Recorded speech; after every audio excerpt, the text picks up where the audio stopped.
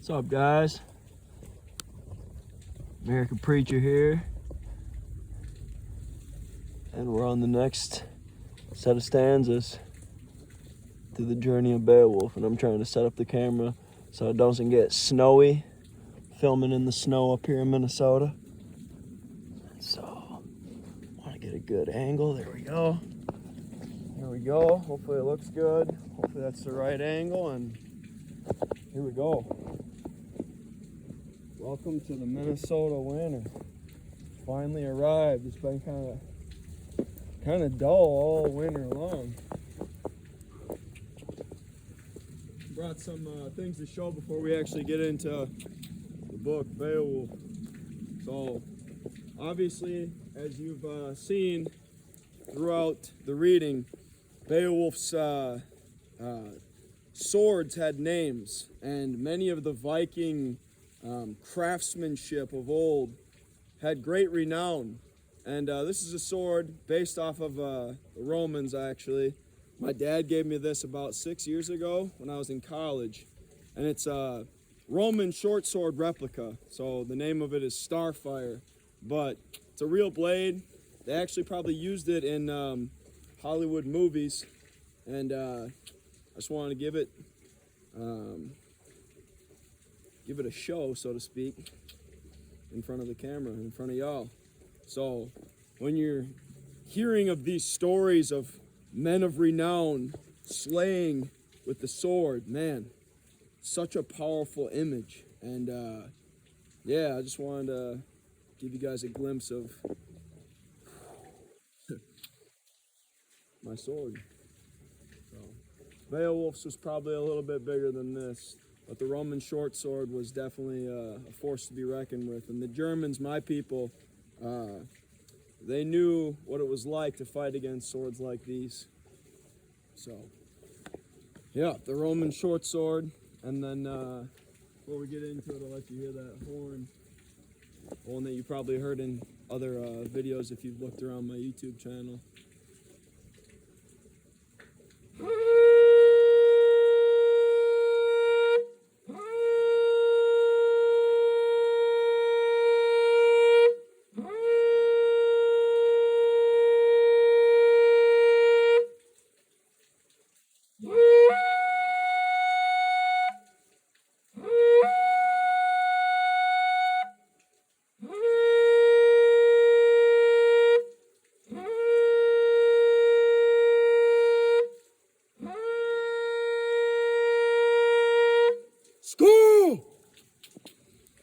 So yeah, this is a gift from an old man in Kentucky. It's actually a shofar, but I call it my Viking horn.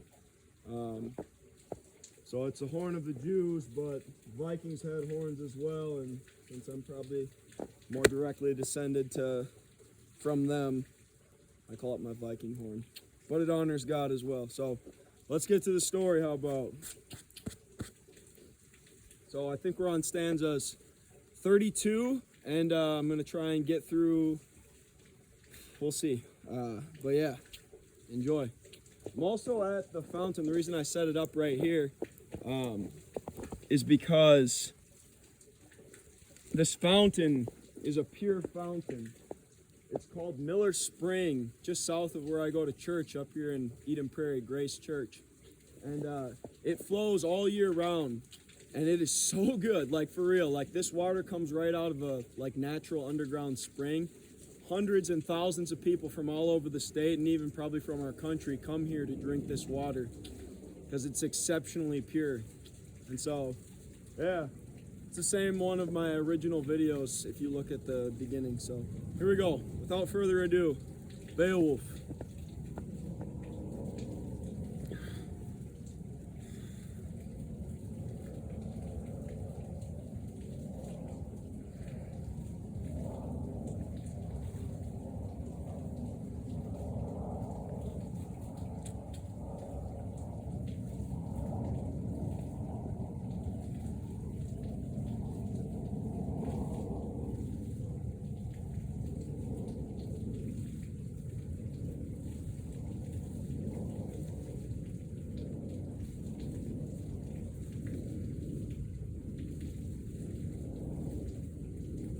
stanzas 32 through, we'll see.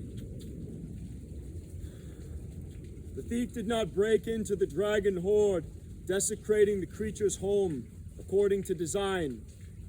But out of sore distress, the slave of some master was forced to flee the beating of hostile blows. In need of a shelter, and compounding his shame, he invaded the mound. Then when he saw the monster, this unwelcome guest stood still in horror. Yet the wretched man made his way forth, sought safety from the wrath of the dragon, slipping away from a sudden attack, stealing the precious cup. So I want to stop right there, obviously, and quote from the Lord of the Rings, Bilbo's encounter with Smaug. Tolkien took that directly from probably this part of the stanza which we are reading right now. I find that to be an honor, honestly, to think about, how this man's life work came about through some of his most, I would say boyish, some of his most boyish interest in the Viking legends and Viking sagas.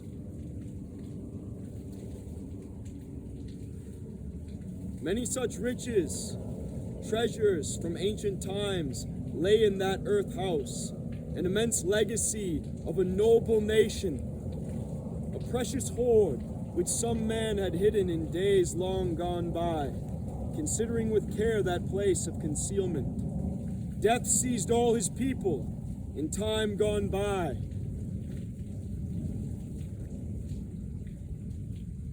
And this lone man was the only one living from the band of warriors, still walking their lands, a lone watchman, mourning friends, expecting the same fate. So he's describing ancient treasures of men of older times than the chieftains knew about. So this slave who was hiding from his master from a beating found where this dragon's hoard, and obviously it was probably some cave or some cleft in the rock, he found a great ancient treasury. That for only a short moment might he enjoy the riches long held by his people. The barrow was prepared, standing on a plain near the surging of sea waves, newly built on the ness, artfully made, hard to enter. The guardian of ring gifts bore inside the barrow a mass of ancient treasures, adorned with gold, worthy of a hoard, and said these few words: "Hold safely, O earth, what the heroes cannot, the wealth of our nobles." So he's talking about how the man hid it. Not the thief, not what was going on in Beowulf's current day, but this lone survivor. He, if you guys have ever heard of Forrest Fenn, how he hid that treasure out in the Rocky Mountains, I actually wanted to go look for that.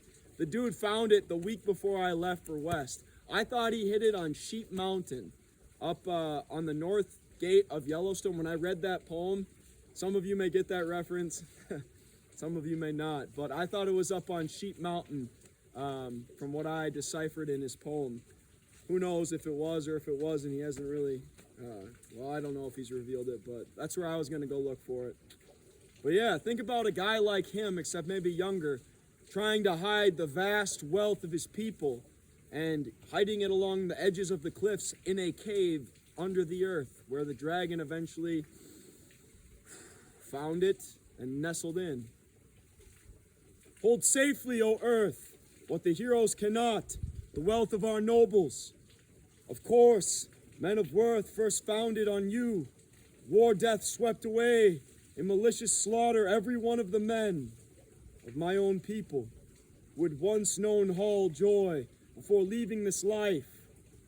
I have no one to wield the sword or polish the precious vessel plated with gold, the drinking cup for feasting. Now for that comrades are gone. The high, bold helmet, skillfully wrought with gold, will lose its gold plating, while those assigned to polish the war masks have long departed in the sleep of death.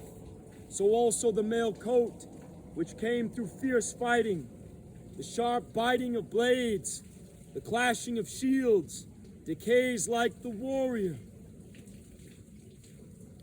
Nor may the ringing mail travel far and wide on campaigns, with the war chief protecting the sides of the hero.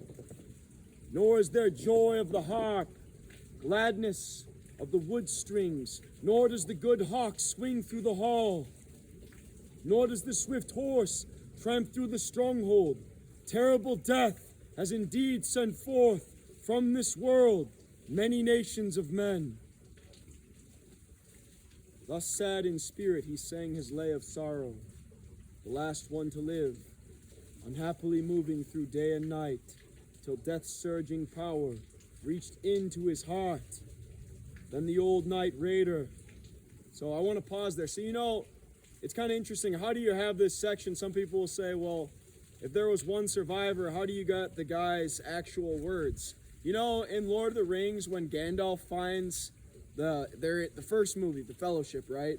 Where the nine enter in, right? The nine companions enter into Durin's hall, and Gimli's uncle is there, right? Balin, his tomb. There was like a book written and recorded. In that hoard, you think that guy probably left something potentially like a book to be like, this is the wealth of this people, of such and such nation, like it may have been something like that where it was recorded and then re-recorded in the time of Beowulf. So just wanted to give you like a, well, how do you know kind of thing, and just a perspective, right? Somehow, some way, wise men usually find, just like this book, things of value and things of knowledge, especially written things. Sometimes things written are more valuable than gold and silver and jewels. Knowledge is treasured in my heart, in my soul. So here we go. Onward.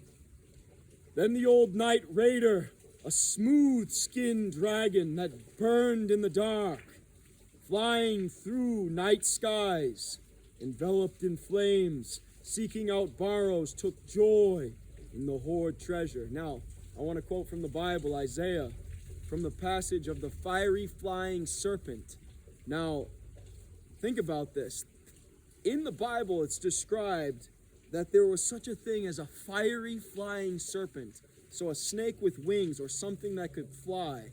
And, some people who say fire-breathing dragons that fly, that's a myth. That's made up. Well, if you actually consider carefully the works of God, you might be surprised what you'll find and what you would find 5,000, 6,000 years ago. So, next page. Which it found wide open. Greatly was it feared by the folk of that land. It was forced by its nature to seek the hoard in the earth, where it stood old in winters, guarding heath and gold, yet from that got no good. Thus, for 300 winters, that evil enemy held sway over the hoard hall, there in the earth. Huge and powerful, till one man provoked anger, rousing it to rage. The runaway man bore the treasure to his own master, pleading for peace with his lord and safe haven as well. Thus was the hoard plundered, its store of gold treasures decreased, and the plea granted to the miserable man. And the Lord looked upon the ancient work of long gone men for the first time. Then the dragon rose from sleep, and discord was renewed.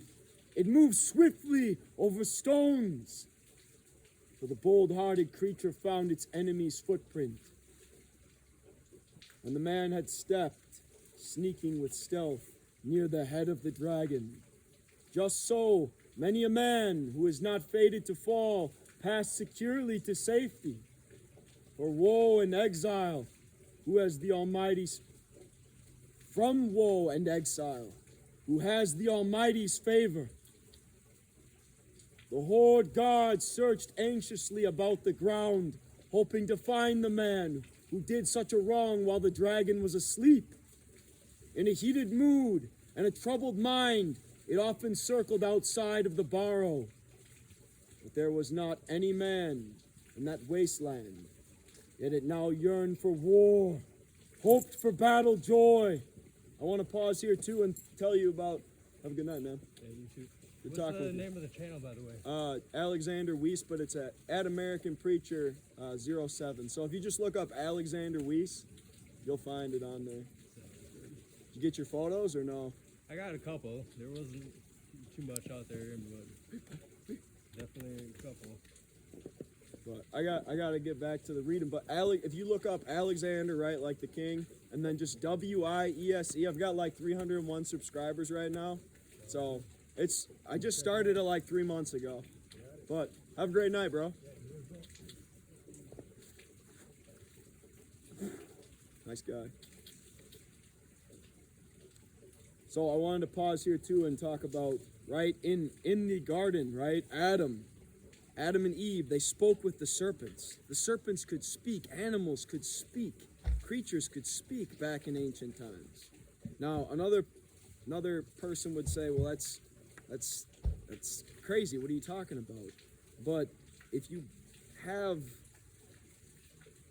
faith and you also, have reason and understanding, look at the turtle saying, yeah. Like, I mean, to think that God can make a creature speak is not, to me, incredible. If God can raise the dead, cannot animals talk, or could not animals speak? Even if you look at Job in the scriptures, God has Job, like, ask the animals, ask the birds of the air, the fish of the sea, do not all among these know that, like, it is I who doeth these things, right? Like, I'm not quoting that exactly, but it's interesting to me to think about, right, the serpent speaking to Adam and Eve, and also the dragon in the story of, the Lord of the Rings speaking to Bilbo. And, just like the interesting manner of God's creation, that he allows these serpents, the wisest, the shrewdest of creatures, to deceive his children, Adam and Eve. So that's what I wanted to comment in that section as well. When it comes to this massive, fire-breathing, destructive dragon. And, obviously Satan is also compared to a dragon, and Satan speaks as well. He speaks lies.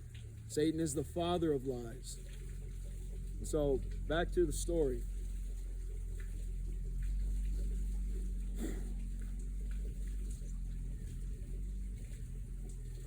But there was not any man in that wasteland, yet it now yearned for war, hoped for battle joy. At times it turned toward the mound, still seeking the treasure cup, but it soon found that one of mankind had gotten into the gold, the heap of riches. They're cunning. That's what I was trying to describe there, is like, they know what they're missing. If snakes could speak, if serpents could speak, if they were that wise back in ancient times before God cursed them and shut their mouths and shut up their apparently capabilities of speaking with us, then they would have been greedy for what they had lost. And thus, how the story ends and how it, will be revealed. At times it turned toward the mound, still seeking the treasure cup, but it soon found that one of mankind had gotten into the gold, the heap of riches. Then the horde guard waited, tortured in mind, till evening arrived. The barrow's protector was bulging with rage, the dragon desiring to avenge with flames the dear drinking vessel. When day had departed, as the creature wished, no longer would it wait on the wall of the barrow, but went forth with fire, eagerly blazing. That was the beginning of terror for folk in that land, as it soon ended in sorrow for their great giver of treasures. Then the monster began to spew forth flames, burning bright dwellings. Light from fires shot up while the men watched in horror, for the hateful night flyer did not wish to leave any one of them living. The dragon's war could be widely seen, its fearful cruelty observed near and far. How this war ravager both hated and humbled the people of the Geats. Then the dragon darted back to the secret hall of its hoard before it was day. After the monster enveloped all who lived in that land, in a blazing inferno, it trusted for safety in the barrow, its fighting force, and the wall.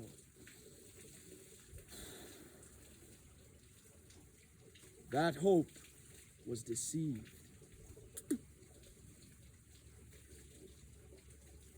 Beowulf, a brave man willing to fight the evil in his land.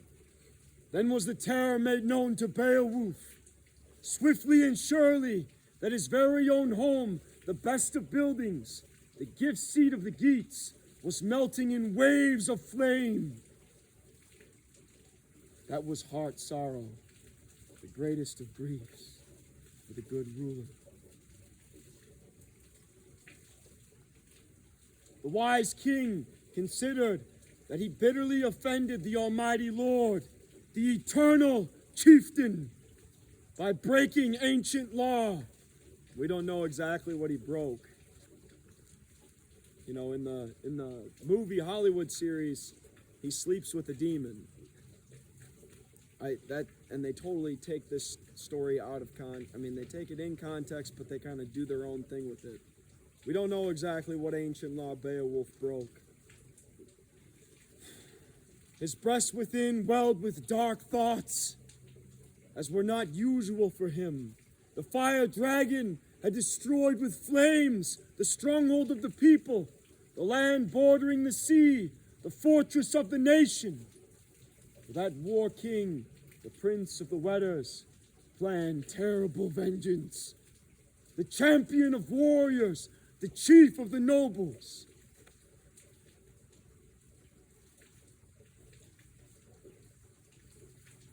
Ordered a wondrous war shield to be made for him, entirely of iron.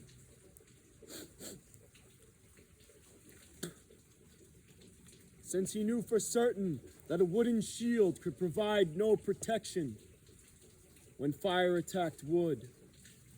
The long famous king had lived to see the end of his life days in this transitory world.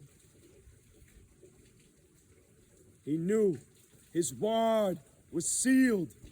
His fate was destined by the Almighty, and he knew going into that battle that he would see his end. And I believe, from my perspective, I believe he knew he would conquer the dragon as well, with his dying breath.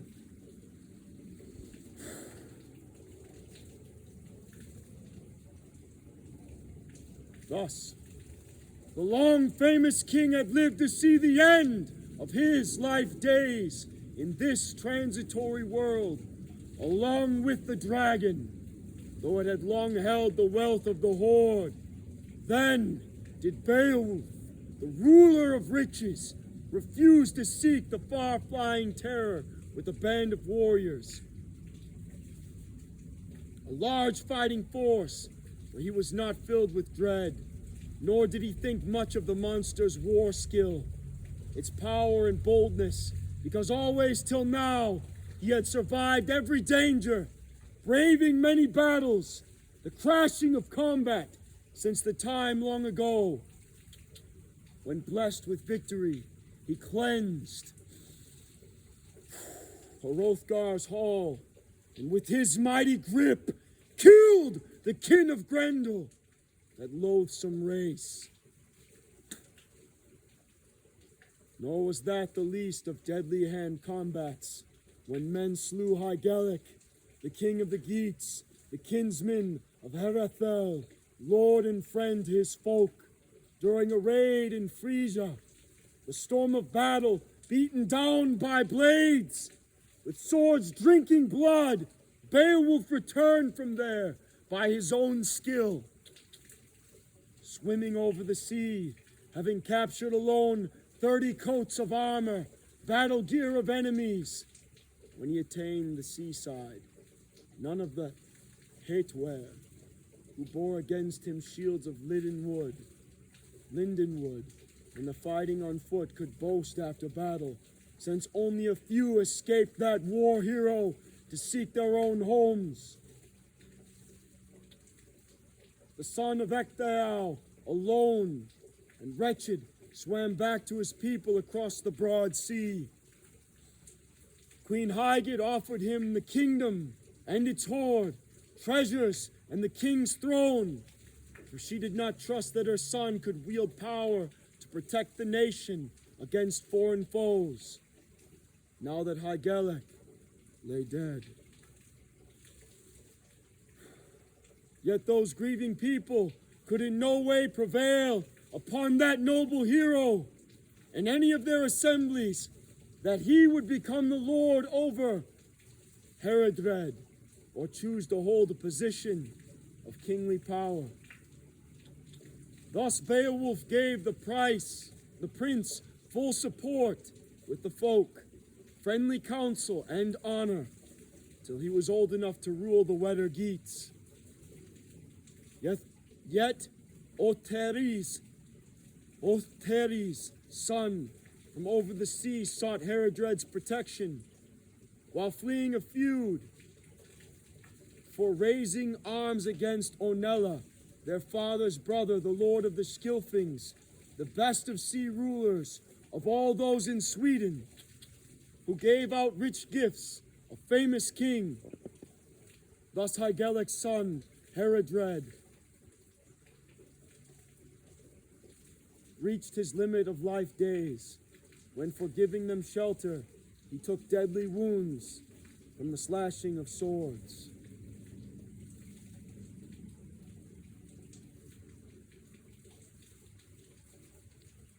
Then the Swedish king Onela, the son of Ongen Theow, left to seek his own home after laying Herodred low, making way for Beowulf to hold the high throne, to wield power over his people.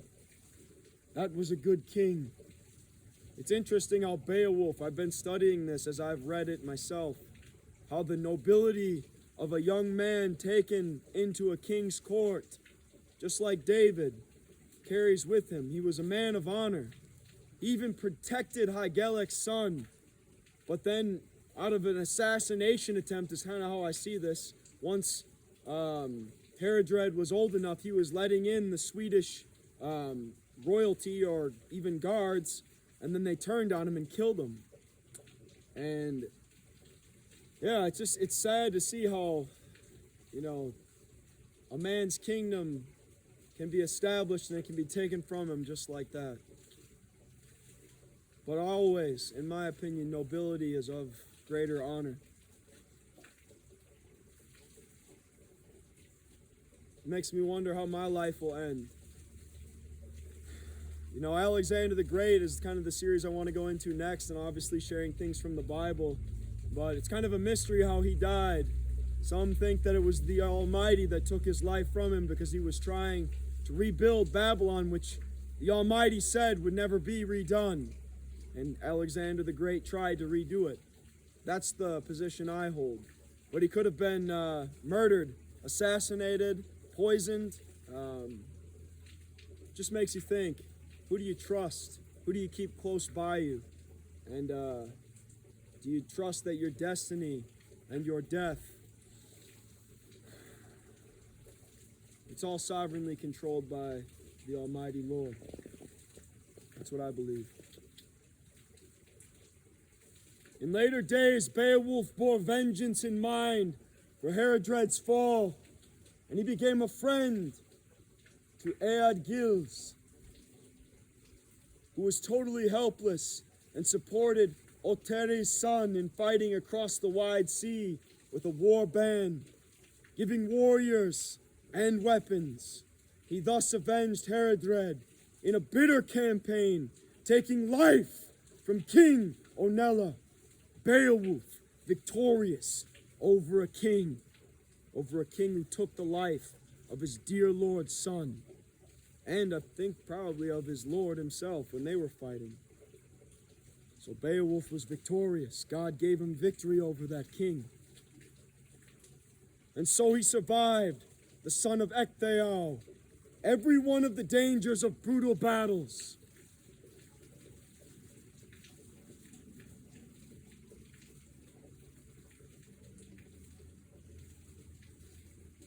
Every one of the dangers of brutal battles, his tests of courage, till at last the day came when he would be forced to fight with the dragon. Then the ruler of the Geats, swelling with rage, went in a troop of 12 to observe the dragon. By then, he had heard how the feud arose, a scourge to men, since by the betrayer's hand the priceless cup came into his possession. With them there, as the 13th man, shout out to the 13th warrior. I love that movie. You guys should check out that movie if you bought the book. You saw what I wrote about it. Go look up Antonio Banderas' movie, The 13th Warrior. Such a good Viking movie, man. Based on this book as well. With them there as the 13th man. And also, look at that. That's directly connected to the 12 dwarves and Bilbo, right? And Gandalf, right? And even to the disciples, in my opinion.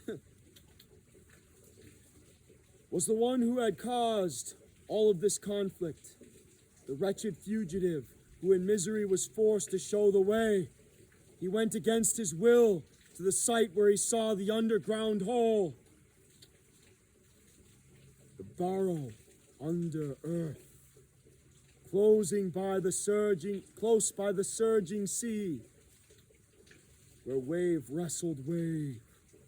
The mound inside was full of treasures and wire ornaments.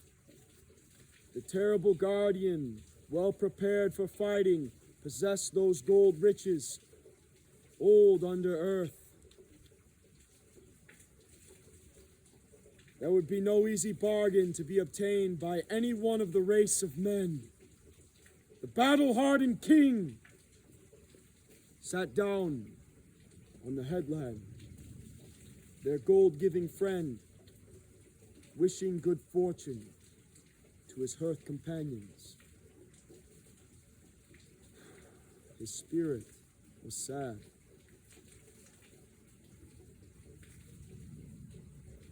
Restless and ready for death, his fate drawing near, which would seek out the old warrior to find the hoard of his soul.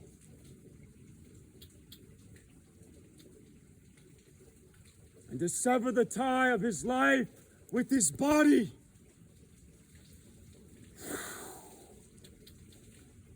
Not for long after that was the spirit of the war chief wound up in the flesh.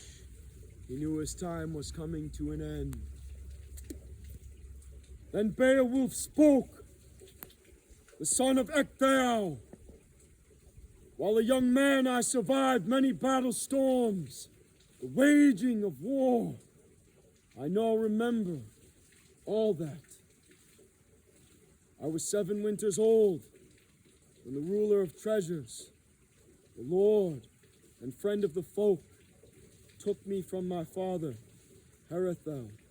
The king kept me and fostered me, gave me gold treasure and feasting, mindful of kinship. And I was not loved any less while he lived. A boy in the stronghold than any of his sons. Herabeled, Herablid, Bil, Herebil, and Hyakin, Hythkin, or my own lord Hygelic.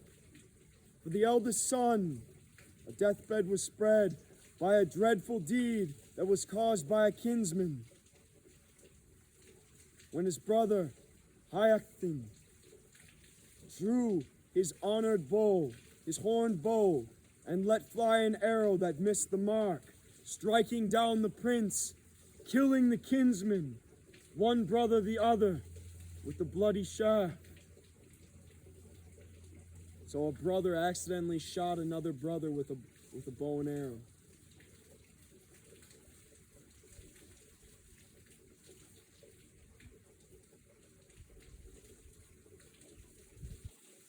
No compensation could be paid for the wrongful death, nor consolation in mind. No consolation in mind. The prince had to lose his life without hope of atonement, nor being avenged. Why would a son kill his other son for accidentally shooting his other son? He wouldn't, because he loves his sons. That's why I'm going to caution all the children out there that potentially are listening to this. Be careful how you play with your brothers. Love them, but be careful how you play with them. Be very careful.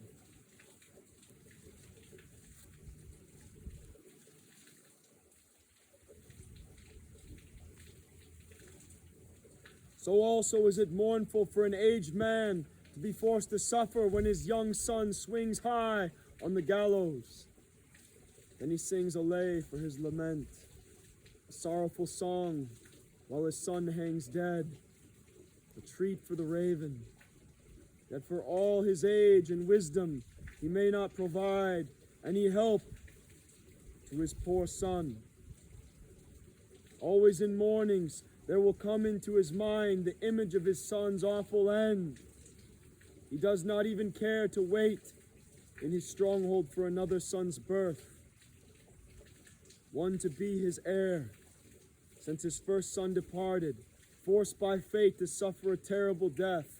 I think about Jesus on the cross and how God the Father gave his only son for the sins of the world. I also think about King Theoden in the story of the Lord of the Rings when he loses Theodred, his only son, in death to the orcs, trying to defend his lands while he himself was possessed by Saruman, also kind of an image of being possessed by a demon. And then when he finally comes to his senses, he mourns the loss of his son out on the plains before the high hall of His Majesty. The weeping, the mourning, the sorrow. That's what Beowulf shares to his company of men before his own death. He shares the sad stories about his upbringing and how he came to be where he is. He looks with great sorrow upon his son's home, a desolate wine hall, where only winds dwell. Having lost all joy, the horsemen sleep in death, the heroes in graves. Nor does the harp sound its happy notes in the hall as it used to do. He's filled with great sorrow before his death, just like Jesus was. You know, it's great to be a hero, truly. And I hope to be one day, and I hope I am one. I hope you will be one day as well, too. But even heroes' hearts, brave and bold as they are, have sorrow and grief. And the weight that they carry is very heavy, especially when it comes to their own death and knowing what they're about to give. Think about how Jesus was before the cross. And think about, as you hear this, how Beowulf was before he fought the dragon. He was not in a joyous mood. He was in a somber and serious mood. He goes to his bed singing a lay full of sadness, his song for his son. His lands and his home now seem too large for himself alone. So also did King Herethel, protector of the Geats, store grief in his heart at the Herebeald's killing. For he could in no way seek for revenge on the slayer of his son, nor could he let loose hatred toward Hyacinth for his hateful deed, though he was not dear to the king. in the midst of this misery which quite overcame him. Herethel gave up men's joy and chose God's light, leaving his sons, the lands and towns of his people, as a good man does when he departed this life. I don't know if he committed suicide or not, and this is my plea to you. If you're going through a time of great sorrow and depression, you don't have to take that way out. And we could have a very long discussion on suicide.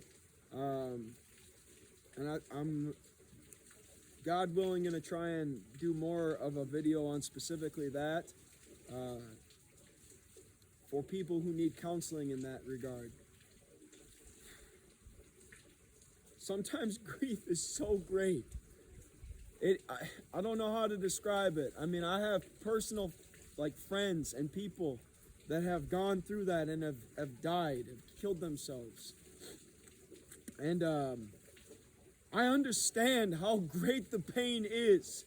And I know why some people choose that way, that you don't have to. There is hope. If you look at anything from the Lord of the Rings and even the life of Beowulf, he survived. He didn't give in to the depression. He didn't give in to the fear and the pain and the chaos and the weight of the world. As a warrior, as a man, you got to look yourself in the eyes and you got to say, you're going to get through this. By the help of God, by the help of your brothers, by prayer, by supplication, you got to fight. You got to fight that dragon. You got to fight that demon. You got to fight. Otherwise, you're going to give in. You're going to lose hope. If you keep your eyes on the darkness will overcome you. But if you keep your eyes on the light, you will be of the light. And there is still hope. There's still hope for you. So there, that's a summary of it, okay? I love you. I love whoever you are. Don't give in to the darkness. Love the light and find that hope and cling to it. Back to the story.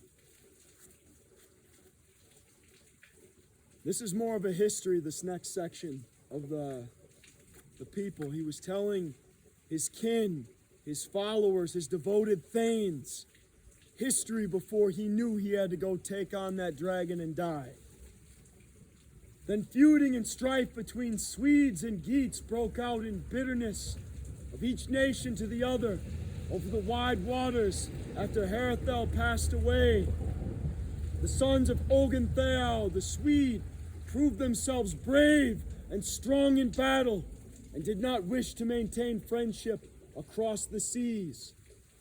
But they often fought with death-dealing malice around Herosan Bero hill in the Geatland. My kinsmen and friends took a fearful vengeance for that feud and that crime, as it is known far and wide. Though one warrior paid for winning with his life, a hard bargain indeed. For in that fatal battle, Hakthin was killed, the king of the Geats.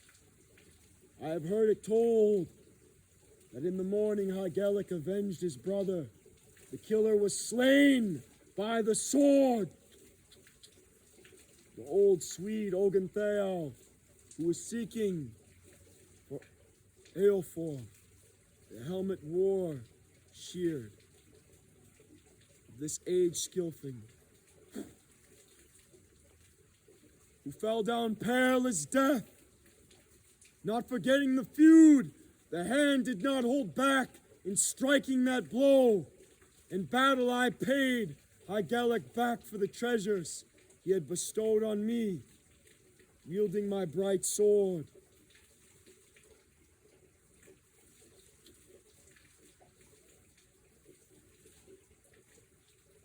As my fate would have it. So obviously he's telling about how he became victorious for Hygelac and how he won favor with the king. He was a great warrior, and great warriors win great favor with great men. Just is. It has been so, and it will be so. He gave me fine lands, an ancestral home. There was no need for him to seek among Gifthas, or among, which is, I think this is so fascinating, because I'm German, right? It's directly my heritage, but I probably have connection to the Swedes and the Norse and Norwegians. The Gifthas. There was no need for him to seek among Gifthas, an East Germanic people, or among Speardanes, Denmark people, right? Or in the kingdom of the Swedes, to search for a lesser warrior than myself to reward with riches. Whenever fighting on foot, I was always in front, alone before him. And so will I do battle. I love that. Oh, God, I love that. God, I love that. A warrior, a man who leads from the front. If you're a warrior, you better lead from the front. You better not fear death. That's how you win in the heat of battle. I play football, dude. That's the closest I've ever been to hand-to-hand combat. And I ain't scared if I'm supposed to go into, military service in the future.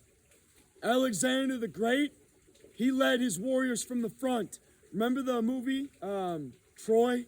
When Achilles tells the king, right, to go out to fight that other dude on the other, right, at the beginning of the movie. He says to him without looking him in the eyes, imagine a king who fights his own battles. Wouldn't that be a sight? And then, right, hundreds of years later, Alexander the Great, a king who fights his own battles from the front. Like, dude, if you're a king and you tell other men to go die for you, how do you look? You look weak. Your men don't want to fight for you. When the Muslim slaves led them in front, forced them to fight, their kings forced them up to the front, and if they didn't, they would die, or they would be enslaved, or their families would be destroyed or punished.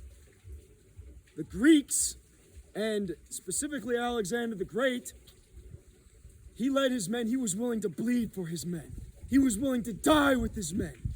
That's the kind of warrior you need to be. That's the kind of man you need to be. Salahuddin, right? I have Muslim friends. I don't hate the Muslims. I really want to make peace with them. If you get to know me, you know that. Salahuddin, right? The horseman. He was a leader like Alexander the Great. He was a cavalier, a great one. I mean, bravery produces nobility, man. Nobility. And when you fight your battles from the front and you lead the men with bravery, they'll follow you. Just like in Braveheart, right? When he's telling, it's in the movie, right? But when William Wallace is telling Robert the Bruce, if you would just lead them, they'd follow you. And so would I, right? There's something about that, man. A leader that's brave, that's willing to fight the battles first. Beowulf was that kind of a man. Is that the kind of man you are? That's the kind of man I want to be. And that's the kind of man I am.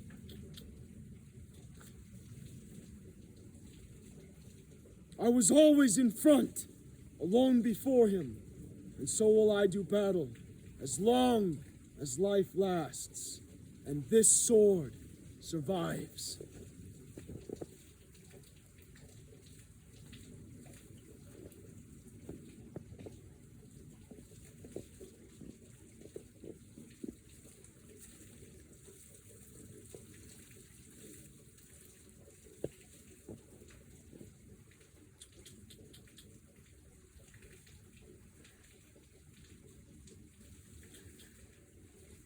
I was always in front, alone before him, and so will I do battle, as long as life lasts, and this sword survives.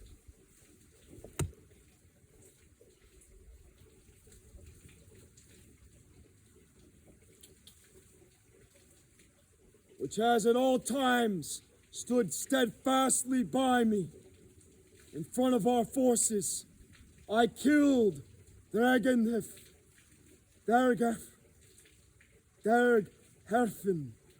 the Frankish champion, in hand-to-hand fighting. He could not bring back to the king of the Frisians any breast ornaments worn by our warriors, but he fell in battle, the guardian of the banner, a hero in strength.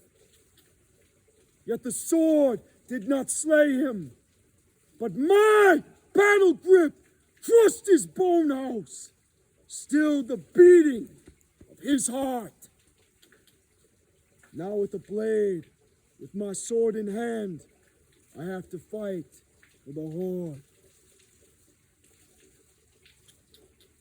Then Beowulf spoke, gave his boasting speech for the last time. I have lived through many battles while in the strength of my youth.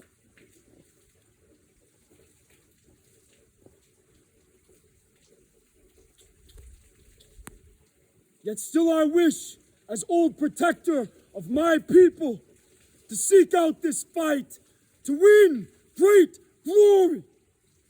And the man-slaying monster will come out of his cave. If the man-slaying monster will come out of his cave to meet me in battle. Then he saluted the company, his beloved comrades, the courageous heroes, with helmets strapped on.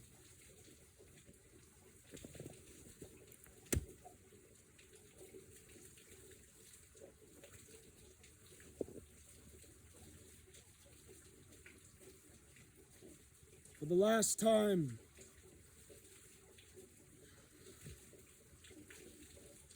I would not wish to bear a sword, a weapon against the dragon, if I knew another way to fulfill my boast, to grapple with this beast, as I did against Grendel a long time ago.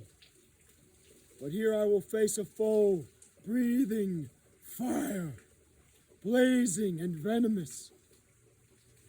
So I must do battle under shield and mail shirt. Yet I will not yield a step to the horde's guardian. So we will test by the barrow's wall which one of us two wins the favor of fortune, as the Creator decides for all. Since my courage is strong, I need not make a boasting speech against the war flyer. I bid each of you to wait nearby, the barrow, protected by mail coats, proud warriors in arms, to see which of us two can better survive wounds after the tumult of battle. This task is not yours, nor is it fitting for any other man, except me alone, to measure strength against the monster in heroic war deeds. With courage, I will win a reward of gold treasures, or your king will be torn away from his people in a frightful slaughter.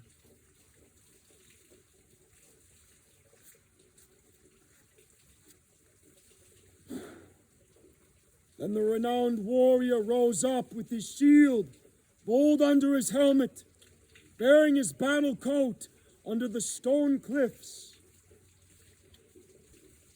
and trusting in the strength of himself alone. Such is not cowardly conduct. And I would put on the side of that, his strength is God. God is our strength as warriors. Trust in God, the maker of your strength.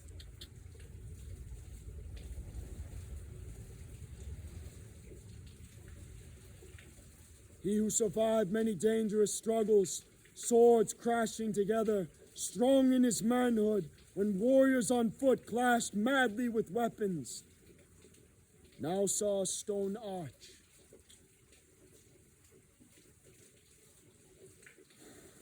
With flames streaming out, bursting forth from the barrow, the waves of that stream surged with battle fires, so no one could come near or live through the passage leading down to the hoard, because the flames of the dragon's breath. Then the king of the Wyrd Geats, filled with fury, let a loud shout burst forth from his breast. I wonder what that sounded like coming out of Beowulf.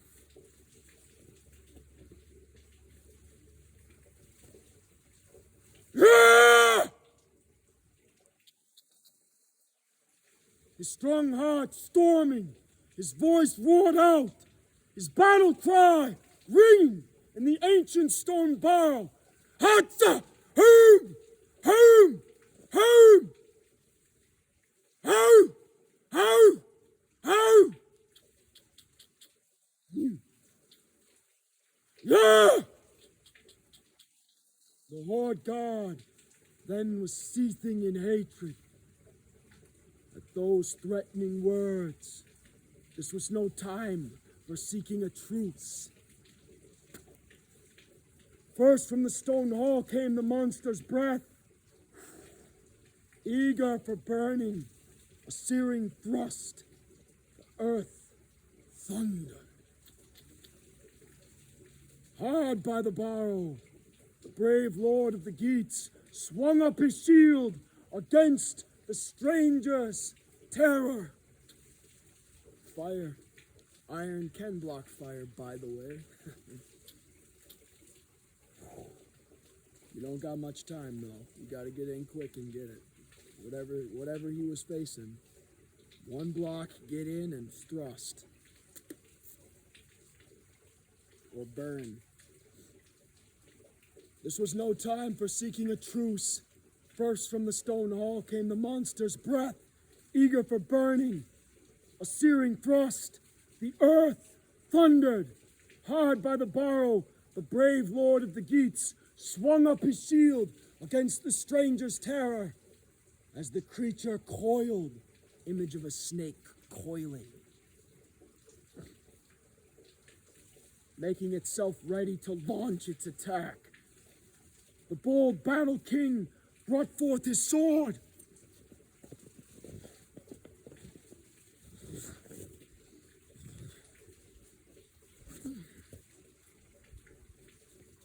The bold battle king brought forth his sword, a strong ancient blade, its edges not blunted. Each of those enemies intent on killing, inspired fear in the other. Stern in spirit, the ruler of his comrades stood with his shield, waiting in his war gear as the dragon quickly coiled itself together, then balled up, burning. The dragon slithered forth, speeding to its fate. The shield served less well, and for a shorter while than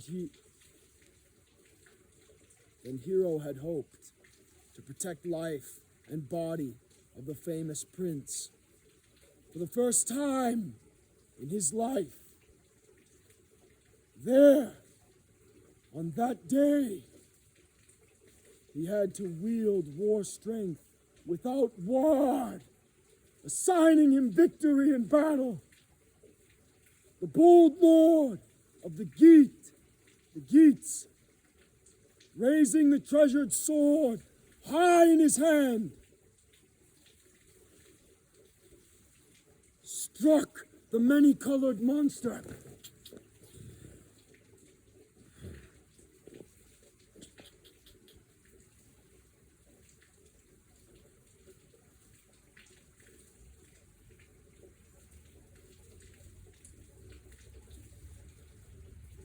I think that's fascinating how it was many-colored as well. Struck the many-colored monster, but the blade failed. When it hit the bone, biting far less deeply than the king of his people, pressed hard by dangers, needed for the kill. Then was the keeper of the barrow after that battle blow, fierce in its fury, spewing out deadly fires, the flames of war sweeping the ground. The gold friend of the Geats might not boast of battle triumph, for the naked blade had faltered in the struggle. The famous old iron.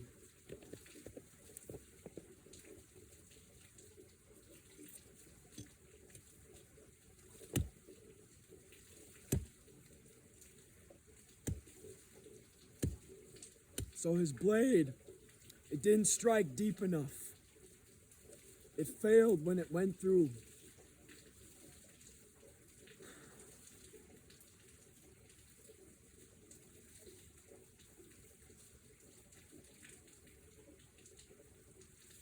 That if ever he were driven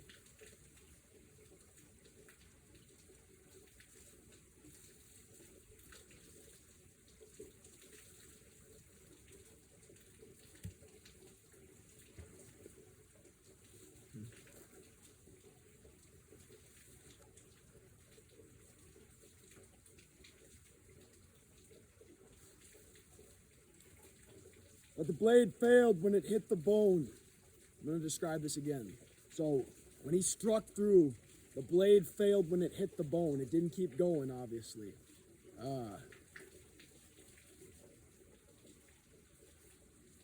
Biting far less deeply than the king of his people, pressed hard by dangers needed for the kill. Then was the keeper of the barrow after that battle blow, fierce in its fury. So he got in there, but it didn't get in deep enough. And then it was fierce in its fury, spewing out deadly flames, the flames of war sweeping the ground. The gold friend of the Geats might not boast of battle triumph, for the naked blade had faltered in the struggle. The famous old iron.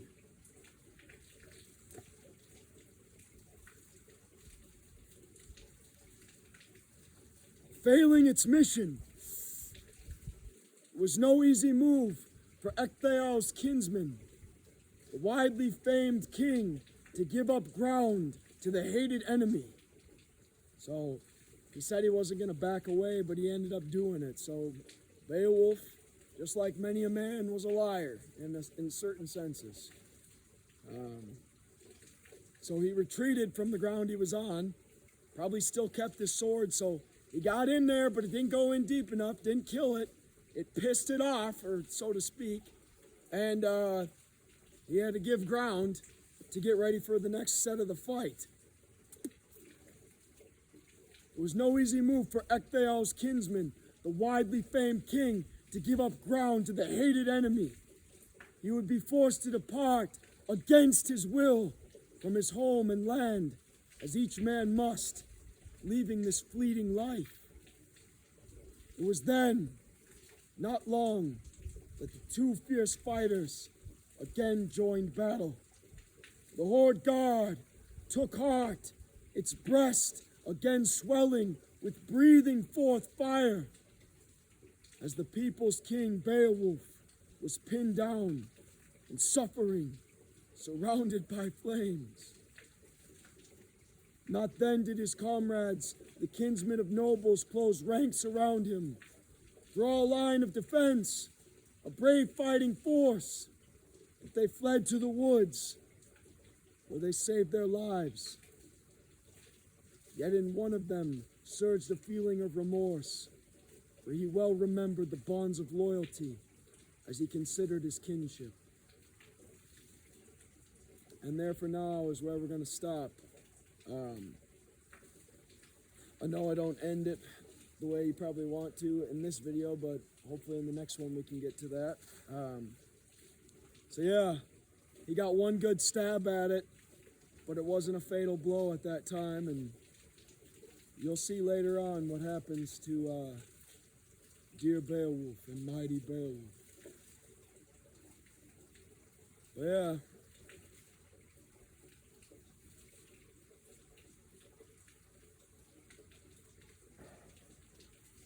Hope you enjoyed that reading, and I hope you enjoyed the description. We'll see how I set up the next set. I think that's a good place to stop from what I read ahead to and what goes on. I think we'll probably have two more 2 more film sessions. But I hope you enjoyed it. And I want to share another thing too with you regarding dinosaurs and dragons.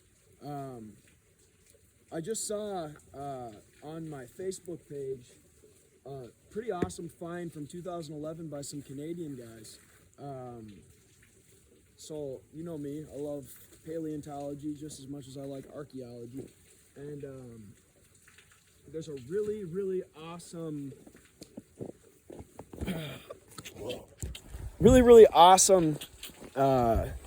find. I'm trying to remember the exact scientific name of the dinosaur, but this hard-headed and like really like tough like looking dinosaur that was like an herbivore, something Dosaurus, Trotosaurus or something that they found like 6 or 7 or in 2011 and has like come out recently.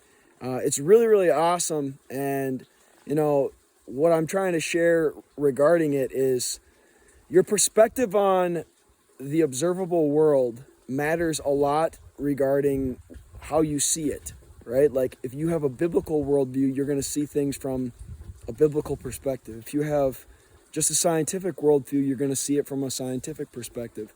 The thing that I love about, Alexander and Alexander the Great's tutor Aristotle was the debate between what was observed in the world and, what's observed through faith and the things unseen. Alexander kind of had a mix of both Aristotle and Plato. Aristotle and Plato's relationship was interesting, and I think Alexander the Great's relationship with Aristotle was interesting. And hopefully once we get to the letter of Alexander the Great to Aristotle, we'll get more of a perspective on how we see ancient creatures, and specifically dinosaurs, from a Christian perspective, and how we also can interpret that through the story of Beowulf as well.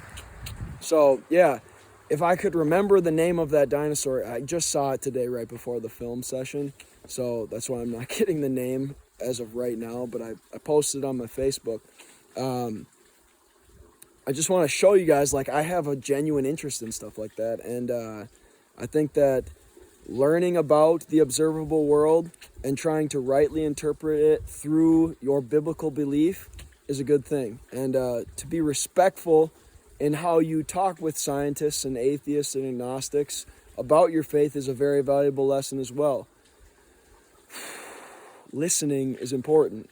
Listening can be just as valuable as, preaching and teaching and sharing your beliefs. If you listen well and you listen to love people, that will, in my opinion, convert more people than, just sharing what you want to share and not caring. So, hope you have a great night, and hope you come check this place out eventually as well. Some of the purest water on earth flowing right from this fountain.